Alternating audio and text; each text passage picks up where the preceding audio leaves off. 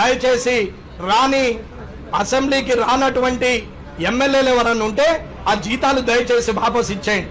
లేదా నేను నా వారం రోజులు అసెంబ్లీలో సమావేశాలు ఉన్నాయి అనుకున్నప్పుడు వారంకు వారం మీరు వస్తే 2,75,000 ఉంచుకోండి.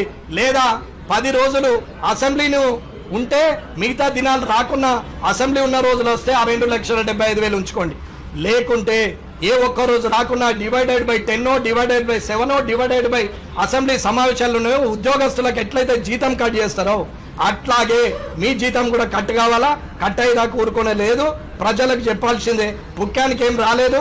ప్రజలు ఓట్లేసి గెలిపిస్తే ఎమ్మెల్యే క్వార్టర్ వచ్చింది, 2 గన్మెన్లు వచ్చారు, నీకు ప్రోటోకాల్ వచ్చింది, నీకు 2,75,000 జీతం వచ్చింది, నువ్వు అసెంబ్లీలో వచ్చి కూర్చుండే అవకాశం వచ్చింది.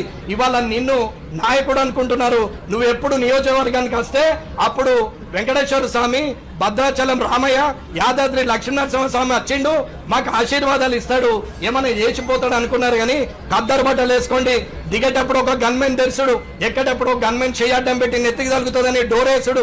సార్ నువ్వు కాపాడుతుంటే కోడిగుడ్డు లాంటి ఎమ్మెల్యేలను ఏడ చిప్పవలిగిపోతుందో అని కాపాడే గన్మెన్లు పోలీసులు ఉంటారు తప్ప ఇది మీ కష్టం కాదన్నా.